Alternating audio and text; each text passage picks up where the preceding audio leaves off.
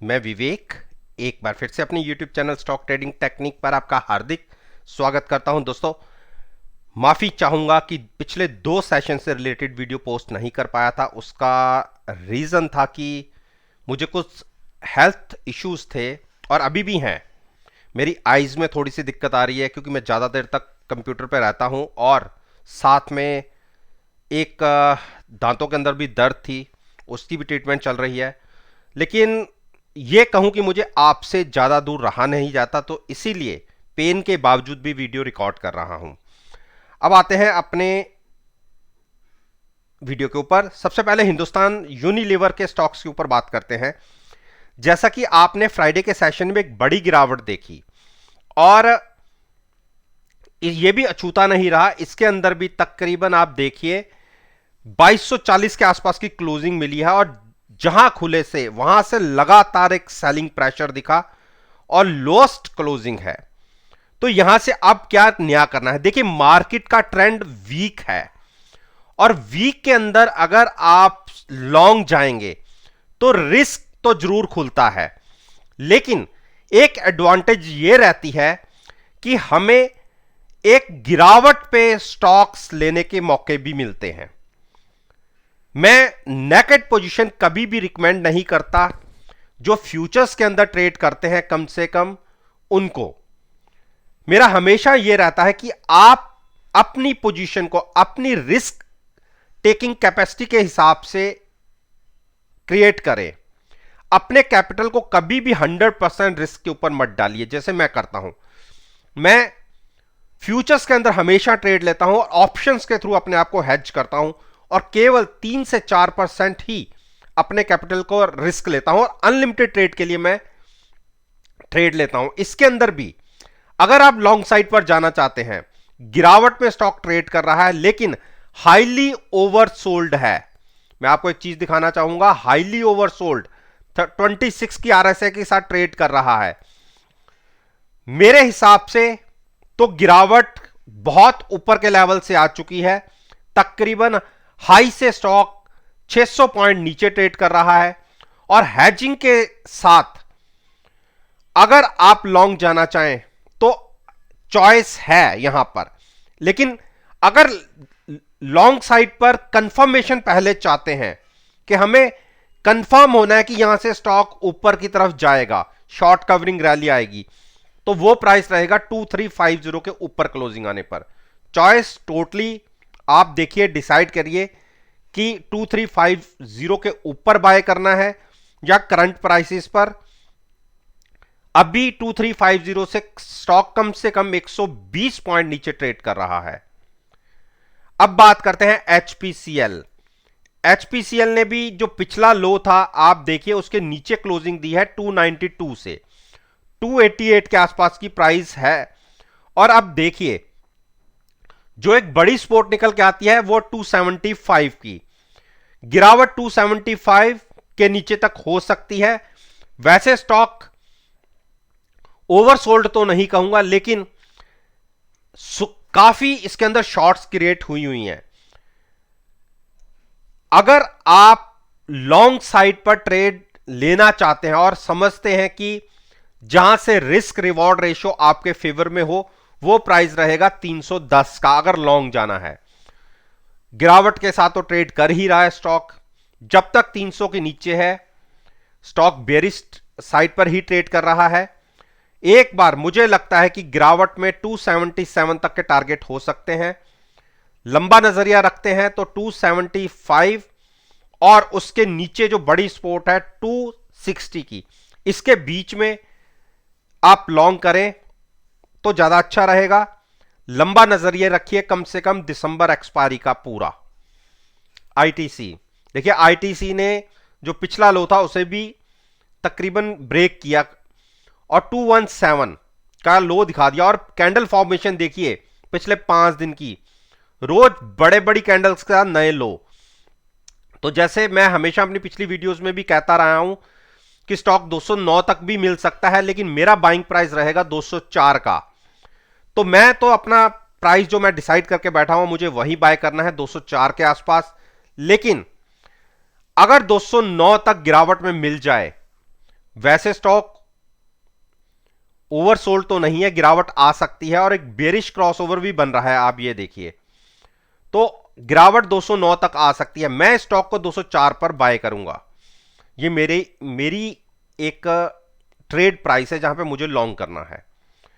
तो गिरावट पर 209.10 के आसपास बाइंग रहेगी अच्छी, हेजिंग के साथ फ्यूचर्स में बाय और एट द मनी पुट। ये ट्रेडिंग का एक क्राइटेरिया रहेगा। इस तरीके से आपकी जो मार्जिन मनी है वो बहुत कम लगती है, तकरीबन 1/4, और अनलिमिटेड प्रॉफिट के साथ आप ट्रेड में बने रह सकते हैं। हिंडाल्को हिंडाल्को ने देखिए ऊपर इसको फिर से रिजेक्शन मिली, 470 तक के हाइज देखे हमने 3-4 दिन पहले, और ऐसा लग रहा था कि एक बार जो ये क्लोजिंग दिखी थी मुझे 500 के टारगेट के लिए, लेकिन वहां पर स्टॉक अटका। 460 के ऊपर जब तक था मेरे को लग रहा था कि एक रिवर्सल दिख सकता है, लेकिन पिछले 2 दिन से लगातार रिजेक्शन मिली और स्टॉक ने फिर से जो एक रेजिस्टेंस को क्रॉस करके नीचे आया था उसके नीचे क्लोजिंग दी। अभी मैं बेरिश नहीं हूं, मैं वेट करूंगा। गिरावट अगर 440 के नीचे आती है तो हो सकता है कि हमें डिप पर मिल जाए, पॉसिबिलिटी कम है 440 ब्रेक करने की। तो अभी हम 2-3 मूविंग एवरेजेस के बीच में है, तो थोड़ा सा स्टॉक को अवॉइड कीजिए। डॉक्टर रेड्डी, देखिए डॉक्टर रेड्डी ने इंट्राडे में एक अच्छा क्लोजिंग दी है और 4500। आप देखिए ये फार्मा सेक्टर्स के स्टॉक्स हैं। फार्मा सेक्टर्स के स्टॉक्स में गिरावट क्यों आई?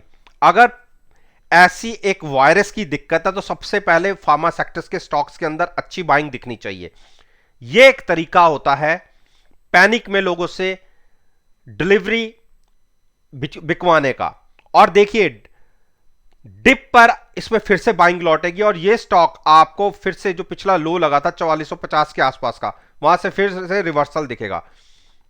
मेरे हिसाब से किसी को बाय करना है तो नीचे जो पिछला लो था 4450 के आसपास का, वहां पर आप लॉन्ग ले सकते हैं फ्यूचर्स में बाय और at the money put hedging के लिए।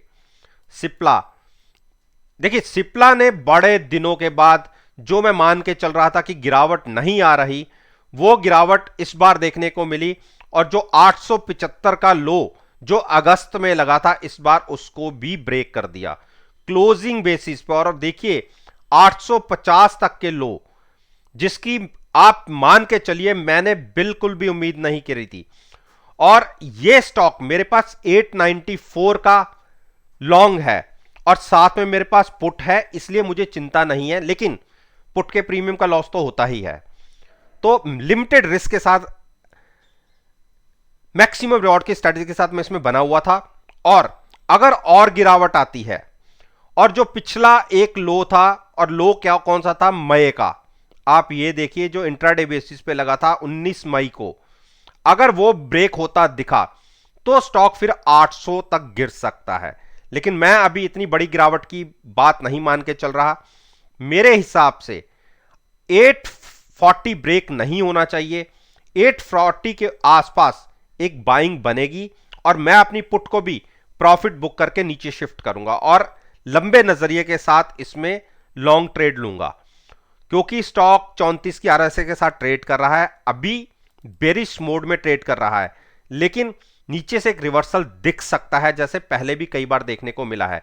और ऐसी एक वायरस की दिक्कत क्रिएट होती है तो आप समझते हैं कि फार्मा कंपनीज को सबसे ज्यादा बेनिफिट होगा, तो वहां से एक अच्छा रिवर्सल देखने को मिल सकता है। भारती भारती लगातार देखिए यही स्पोर्ट थी, मैंने क्या कहा था कि यहां तक गिर सकता है 860 तक, और देखिए जो लो लगा 864 का लगा। अब अगर हम 864 ब्रेक करते हैं तो अब उसके बाद जो बड़ी सपोर्ट है वो 636 की है। तो क्या स्टॉक बेरिश है? देखिए स्टॉक अभी तो बेरिश है, लेकिन लंबा नजरिया रखते हैं, आप यहां से भी बाय कर सकते हैं जहां 665 से, और गिरावट में 640 पर भी बाय कर सकते हैं, जिसको लंबा नजरिया स्टॉक में रखना है। ये एक बड़ी सपोर्ट है, हैजिंग के साथ लॉन्ग पोजीशन लीजिए, और मैं फिर एडवाइस करूंगा कॉल बाय करके ट्रेड मत कीजिएगा। बजाज फाइनेंस, बजाज फाइनेंस ने अच्छी क्लोजिंग दिखाई है नीचे की तरफ, जो मैं पहले ही मान कर चल रहा था कि जिसको गिरावट पे बाय करना है 6900 का प्राइस ठीक रहेगा। और अगर मार्केट के साथ गिरावट आती भी है, जो एक इंडिकेशन ये स्टॉक दिखा रहा है मेरे हिसाब से जो पिछला लो था, हो सकता है कि 6700 हम टच करें, लेकिन पॉसिबिलिटी मैं मान के चल रहा हूं कि अभी थोड़ी सी है। 6700 के आसपास बाइंग प्राइस बनेगा, मैं तो इसके अंदर लॉन्ग लूंगा, और 6850 के आसपास भी ये स्टॉक आ जाएगा तो मैं वहां से लॉन्ग ले लूंगा। मैं 6700 तक की वेट नहीं करूंगा। उसका रीजन क्या है, हाई से स्टॉक तकरीबन 1300 पॉइंट करेक्ट हो चुका है, नीचे 40-50 या 200-250 पॉइंट की वजह से मैं ऊपर के 1200-1300 पॉइंट छोड़ना नहीं चाहता, तो इसलिए मैं 6800 तक मैक्सिमम बाय कर लूंगा। लेकिन अगर आप वेट करना चाहते हैं तो गिरावट में हो सकता है 6700 भी दिख जाए, लेकिन मेरा बाइंग प्राइस रहेगा 6800 के आसपास का लंबा नजरिए के साथ। अरविंदो फार्मा को अभी हम देखिए, ऊपर इसने अच्छी क्लोजिंग पिछले 3 दिन पहले दिखाई थी, और मेरा यह मानना था कि जो पिछला इसका हाई था 750 या 770 का, जहां से स्टॉक ने एक बार हाई दिखाने के बाद गिरावट शुरू करी थी, मैं मान के चल रहा था कि वो प्राइस दिख सकता है, लेकिन मार्केट के अंदर गिरावट आई। और सबसे बड़ी हैरानी की बात है कि फार्मा सेक्टर्स में गिरावट आ रही है, यह थोड़ा सा मेरी समझ के बाहर है। और इंट्राडे में तो इसने 675 को भी ब्रेक किया, लेकिन क्लोजिंग उसके ऊपर आई, तो अभी अवॉइड कीजिए। अगर 670 ब्रेक करता है तो नया ट्रेड लॉन्ग साइड पर नहीं लेना। लॉन्ग साइड पर ट्रेड अगर लेना चाहते हैं तो एक बार क्लोजिंग 700 के ऊपर आ जाए तो ही लॉन्ग लीजिएगा। अंबुजा ने एक गिरावट फिर से दिखा दी और 368 के लो लगा दिया, और जो पिछले रिसेंटली लो थे 360 के आसपास, उसी के आसपास हम पहुंच गए थे एक बार। तो अब क्या करना है, देखिए, लॉन्ग ट्रेड नहीं लेना, और लॉन्ग ट्रेड हम लेंगे जब क्लोजिंग बेसिस पे स्टॉक 385 क्रॉस करके क्लोज देगा, तब तक हमें वेट करना है। तो दोस्तों, उम्मीद करता हूं कि आपको मेरी ये वीडियो पसंद आई होगी। वीडियो पसंद आई तो मेरे साथ मेरे चैनल पर जुड़िए, चैनल को सब्सक्राइब कीजिए, और साथ में बेल आइकन का बटन प्रेस करना मत भूलिएगा, ताकि नोटिफिकेशन टाइम से आप तक डिलीवर हो सके। इस बात के साथ मैं आपसे विदा लेता हूं, और एक नई वीडियो के साथ फिर से आपके सामने आऊंगा। तब तक के लिए धन्यवाद। Take care and have